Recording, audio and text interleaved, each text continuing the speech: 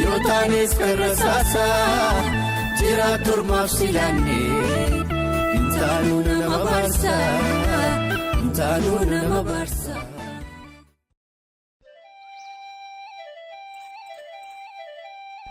The state of Oromia is one of the 9 member states of the Federal Democratic Republic of Ethiopia.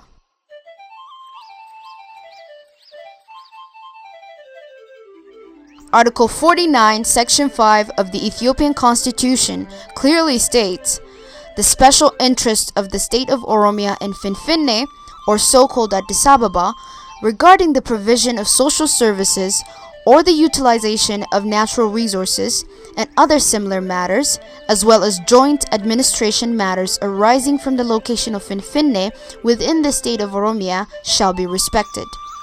Particulars shall be determined. For the last 20 years, the TPLF-led government intentionally avoided the special interest of Oromia over Finfinne. It even rejected the proposal produced by Oromia region. TPLF don't seem to care about the constitution, which it appraises as supreme law of the land. They only care about enriching Tigrayan elites and their collaborators at the expense of slowly exterminating Oromos from the area.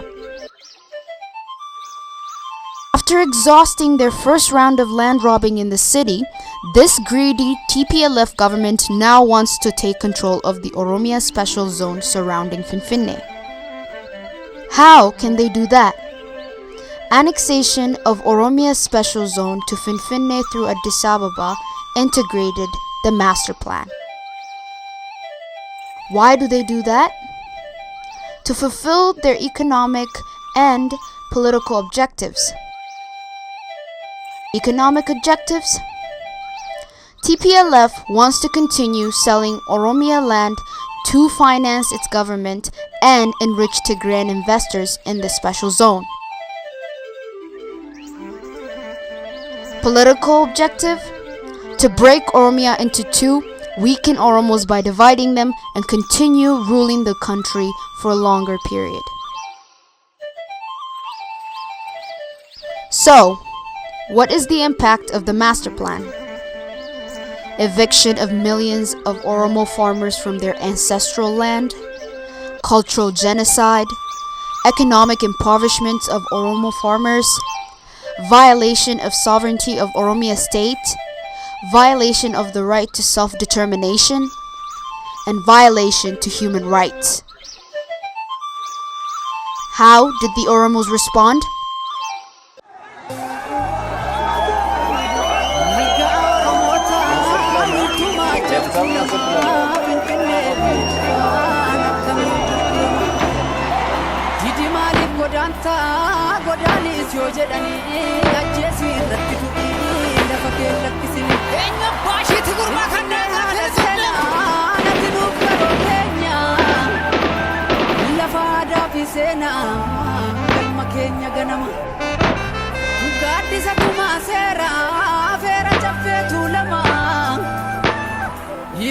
Sitiksina nutis kane tokkumman anafi gurba barata moyyada eregame bore bafa kanjirtu naga jirra ummanni oromoodhaaf yoomiyyuu kaleessa staanaan har'a gaafa yeroo xaaliyaanii kaasee yeroo minilikiif Haile Sillaasee kaasee Kayo mootummoonni darbanillee lafa keenya gurguruudhaaf baafatan oppiidiyoon galmaan ga'uudhaaf hafuura wayyaaneetiin tanaffasaa jiru.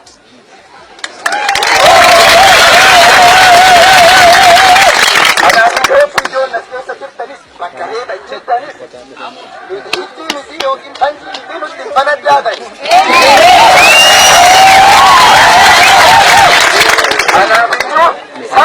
ganuun sabni sin harkaa ba'uun abdii kutattanii jirtu gamaan.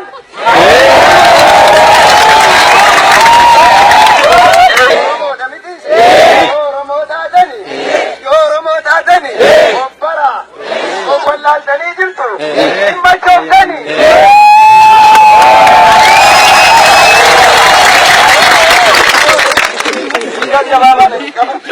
Obbiyoonis ta'e Oromoon marti dhiira toon jenne xiqqaa toon jenne guddaa amma addunyaan nu dhageessutti qabsoon keenya itti fufa jedhame. Itti fufa.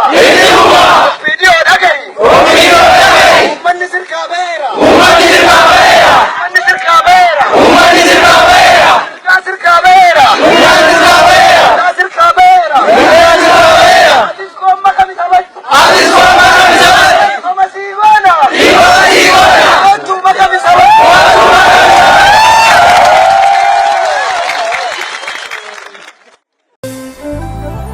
Malka Oromota wiirtuma caftuu lama Finfinnee biitu faana akkamii gurgurama.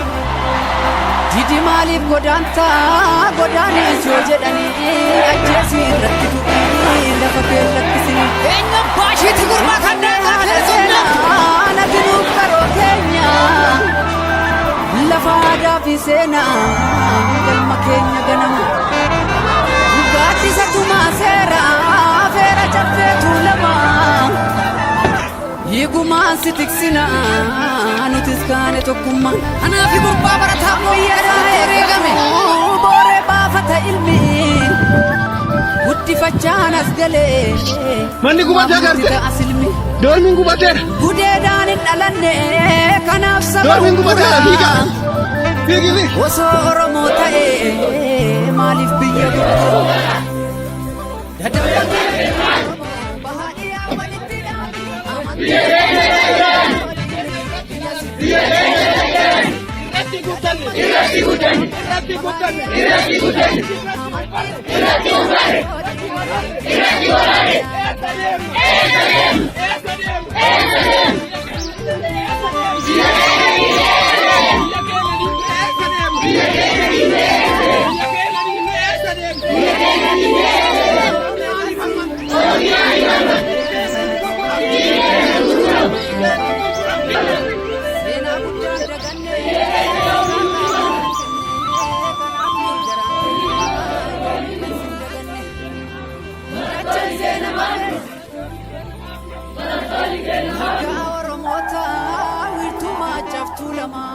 Finfinnee biitu faana akkamii gurgurama. Didi maaliif godaanis yoo jedhanii ajjeesii baashiitti gurmaa kan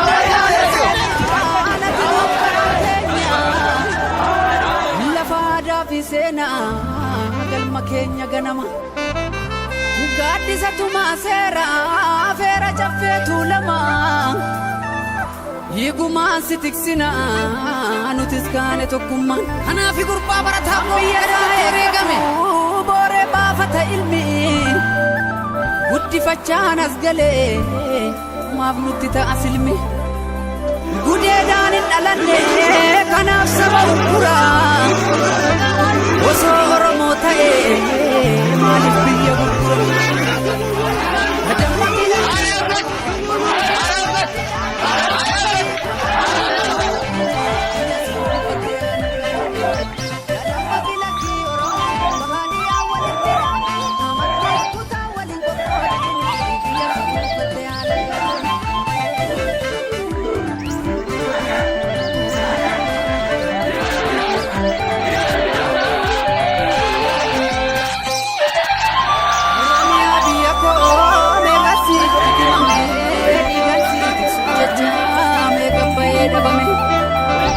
Seenaa guddaan daganne sirraa qaamna Finfinnee kanaaf garaan keenya yoom kan si daganne dadamma kilakki Oromoo bahaadhiyaa walitti dhaabe amantii kutaa walii qoqqoodine biyya si dhuunfatte dadamma kilakki Oromoo bahaadhiyaa walitti dhaabe amantii kutaa walii qoqqoodine biyya si dhuunfatte haala gaarii.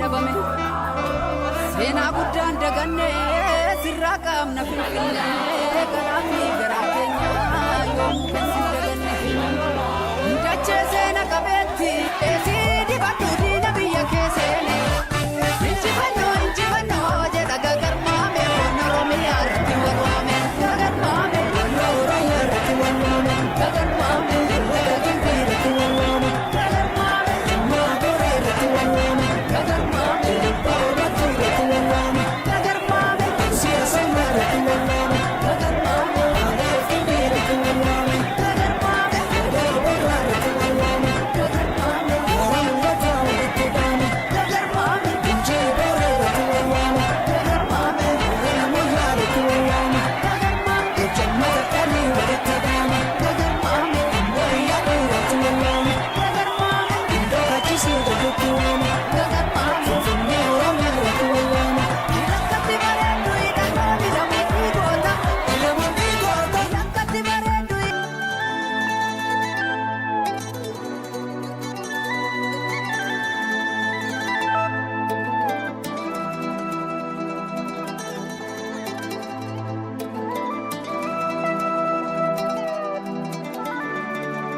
waanan godhin beeku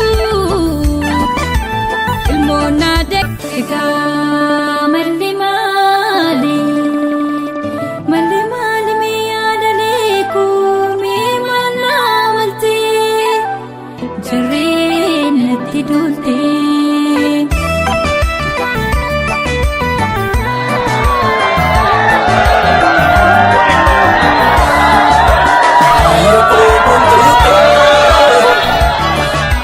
naaf kenni galaatu utuu dhiirri jirtu hin saamamtu ati koo hin bu'ina yootoo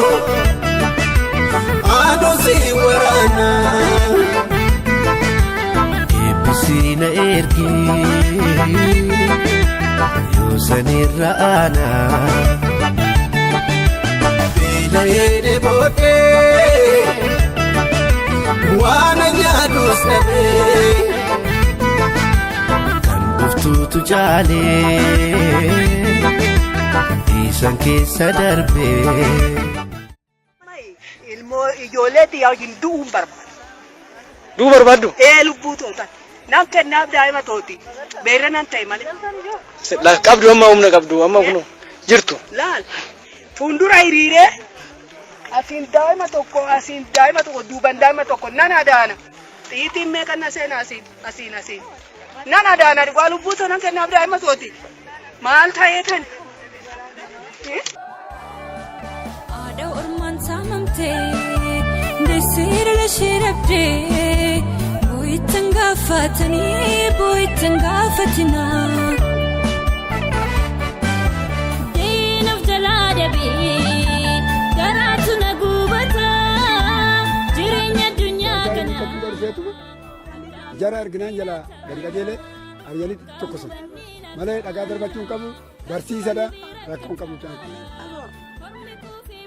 Godumatti na jalaa deemu caanku homaa rakkinan qabu dhagaan fuune waan jenne.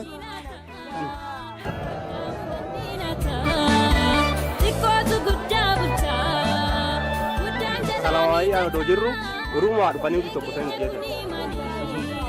Kanuma odoo jiru inni immoo dhuguma baadiyyaa immoo karaa gadiitti nu gaggeessu. Ilaalee haadha keenya garaan sin hubatini yoo duunee nu awwaalta yoo ajjeefne raanta dhumaa basa yoo taanes karra saasa jiraatu maaf silaanne intaanuu nama barsa.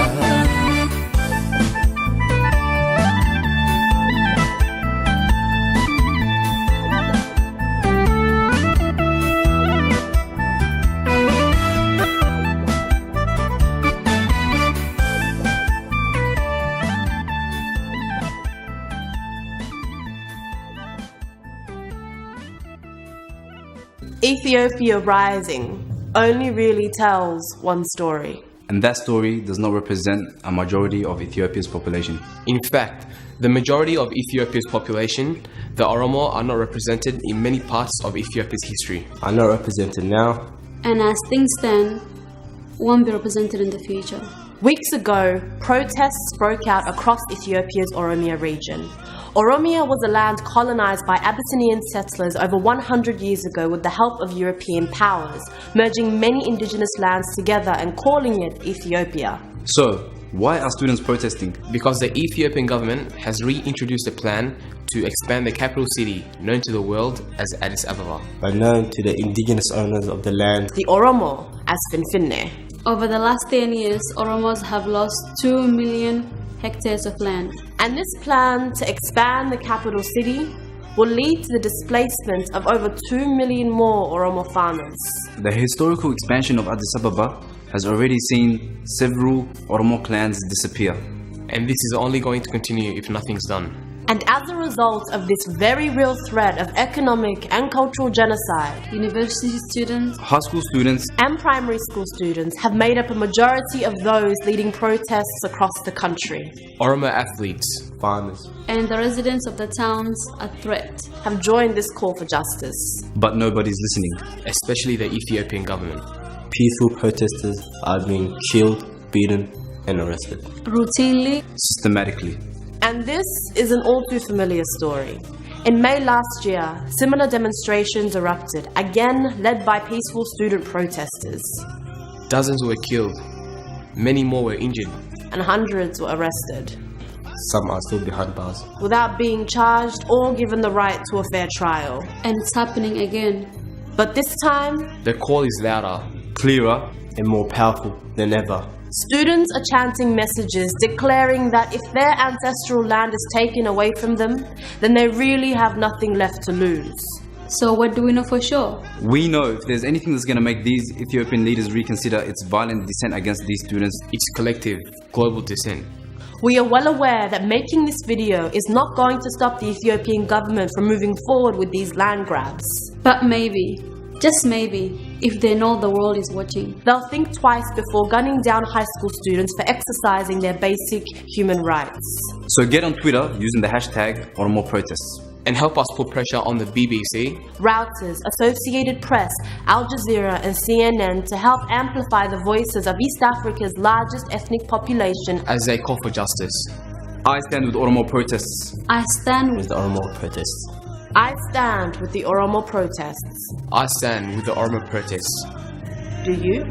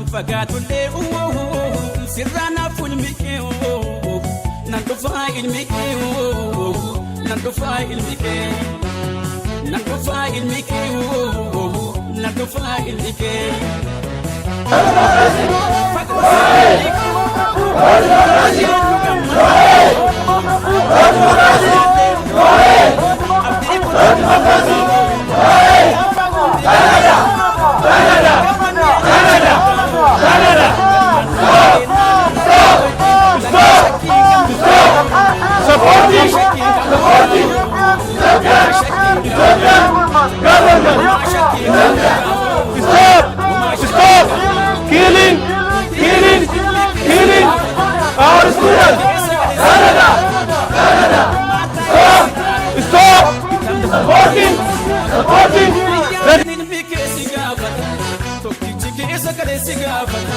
biyya ormaa ta'ee sinaadha bitamummaa keessaa simaaf hiyyaadin ilmi kee sinaadha biyyi keessa galee sinaadha biyya ormaa ta'ee sinaadha bitamummaa keessaa simaaf kataagaari dhufee ni beeksisa baay'ee sana saasa yesni beeka garaan isaa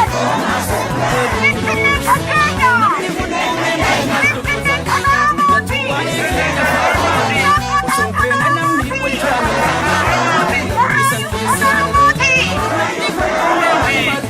maal dubbata gatu waa'ee keenya osoo feena namni wajjaan isan keessaa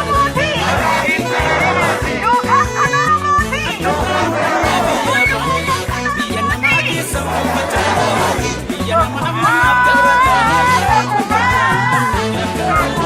biyya teena dhabnee biyya baane biyya namaa keessa uffata biyya nama ammaaf